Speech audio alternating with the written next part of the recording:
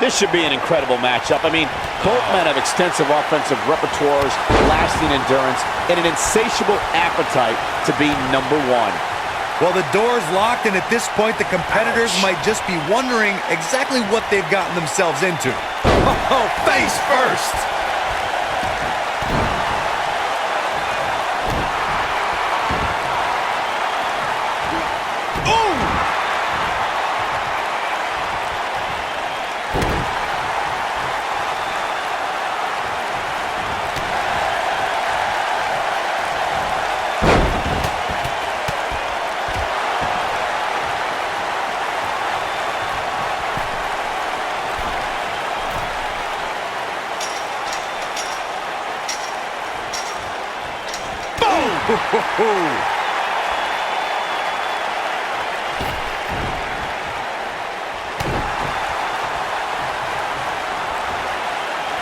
What's this? Michinoku driver! Absolutely planted.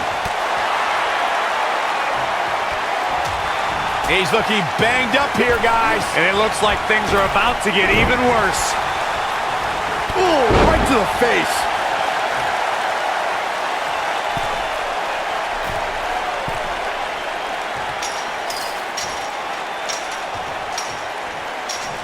Nailed it.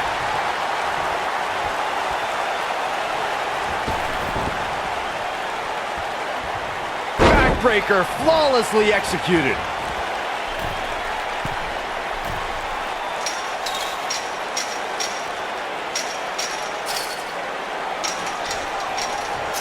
Oh, nasty impact.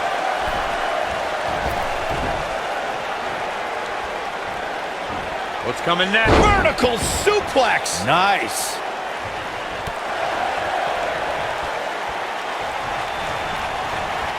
Irish whip. Wicked clothesline. Oh boy, he is rolling. He might have it. Absolutely spiked. DDT. That creates a big opening here. Up and knee drop. Jeez. Looking for all the glory here. And he doesn't stay down for long. Clearly not enough damage done. Harsh impact. He's looking a little off balance. He'll need to find a way to turn things around here. The WWE Universe has seen the evolution of the steel cage in the enclosure known today as Hell in a Cell. The first time an enclosed cage was seen was in October of 1983 in the last Battle of Atlanta. The enclosed cage was seen a few years later in the War Games match from the NWA. There were even cages stacked on top of each other like WCW's Tower of Doom. Byron, we talk about the progression of steel cage matches and the type of structures that have been spawned from them. I need to point out that some cages have been electrified. One was made from bamboo in the form of a Punjabi prison match. And of course, the Elimination Chamber with glass pods and steel doors. And today we have the Asylum match, where weapons are on top of the cage. Just goes to show you that times may change, but the objective to destroy an opponent remains the same. There's still no better way to settle a score than to do battle with your adversary inside a steel cage. Point of the elbow, nailed it. Oh boy, he is rolling.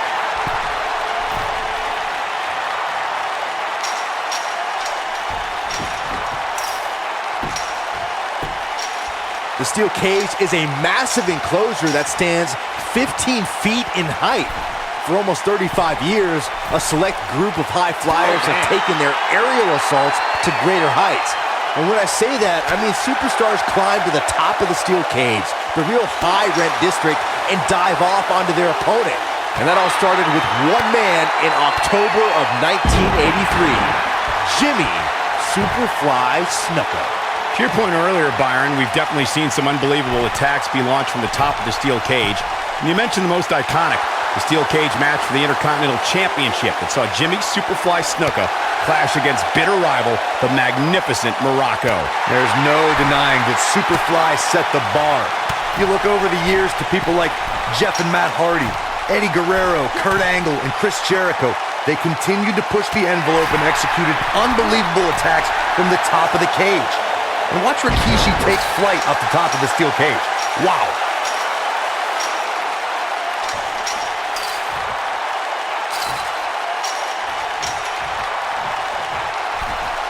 There's a certain feeling that comes over the combatants in a steel cage match once they hear the door close and see the official lock it. A superstar must know that their body is going to be flown against the steel, that their face will most likely be raked across the cage, and that anything is legal in this environment.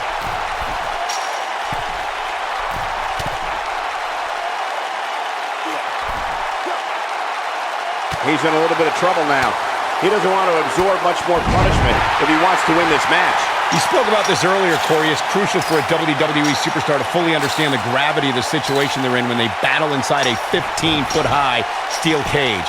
An individual must be ready to endure pure brutality and be prepared for the fight of their life. No one leaves a steel cage match without scars. Corey, you said something of value for once, and that anything is legal inside the steel cage. To that point, something else we've seen over the years is interference. Whether it's The Undertaker coming up through the ring or John Cena getting bashed in the head. Yes! Unreal performance.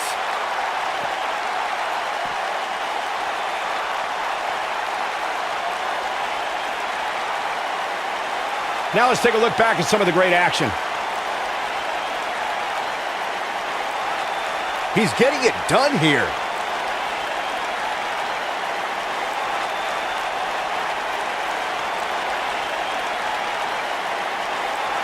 And last but not least,